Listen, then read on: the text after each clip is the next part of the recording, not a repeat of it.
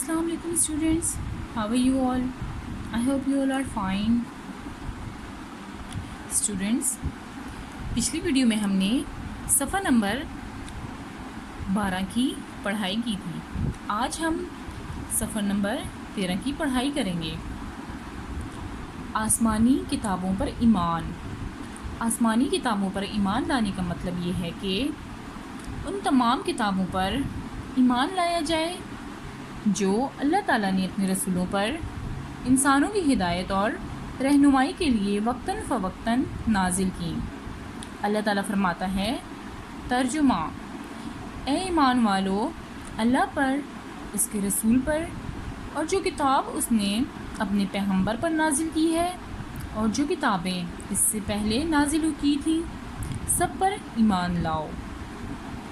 इन किताबों में इंसान की हिदायत के लिए अल्लाह ताला के अहकामात थे ताकि लोग नबी के साथ साथ उन पर नाजिल की गई किताबों से भी हिदायत और रहनुमाई हासिल करें।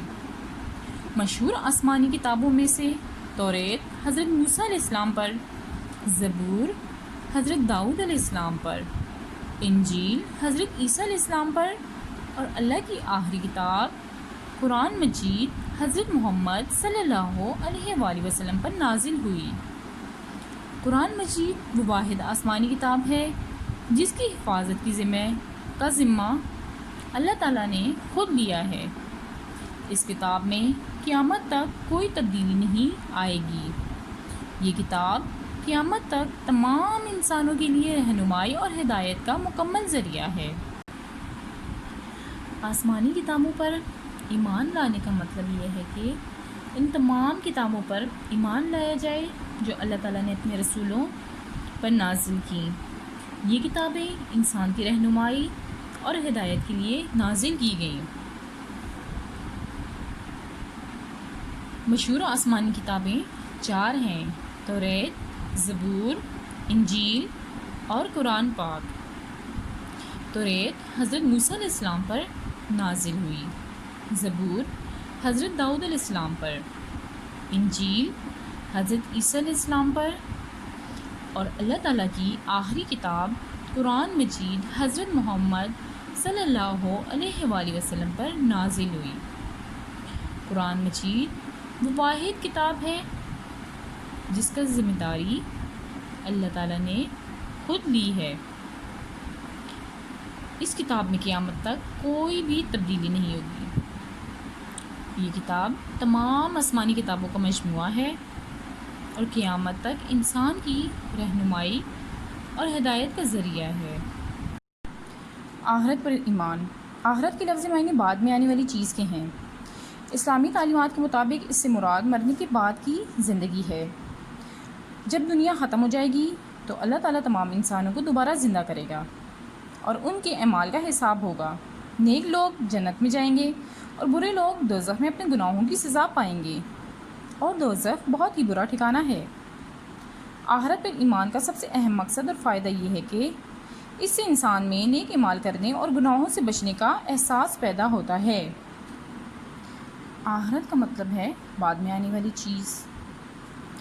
एक दिन ये दुनिया ख़त्म हो जाएगी, तमाम जानदार जो दुनिया में मौजूद हैं सब मर जाएंगे। फिर अल्लाह ताला के हुक्म से तमाम इंसान दोबारा ज़िंदा होंगे। वो दिन हिसाब का दिन होगा। हर इंसान के पास उसका अमाल नामा होगा।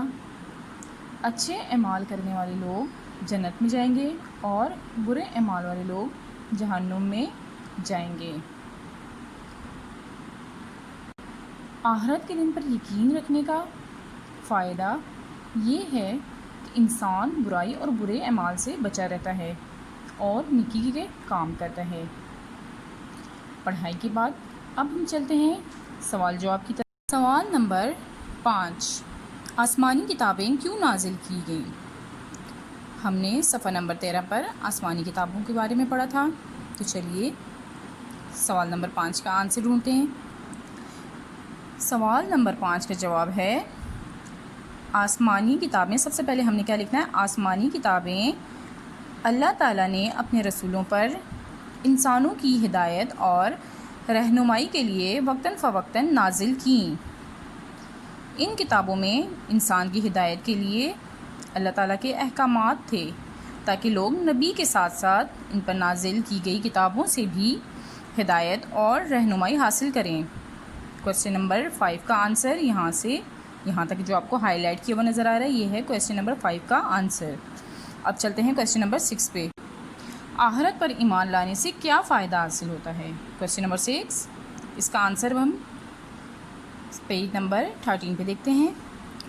کویسچن نمبر 6 کا آنسر ہے آخرت پر ایمان کا سب سے اہم مقصد اور فائدہ یہ ہے کہ اس سے انسان میں نیک اعمال کرنے اور گناہوں سے بچنے کا احساس پیدا ہوتا ہے۔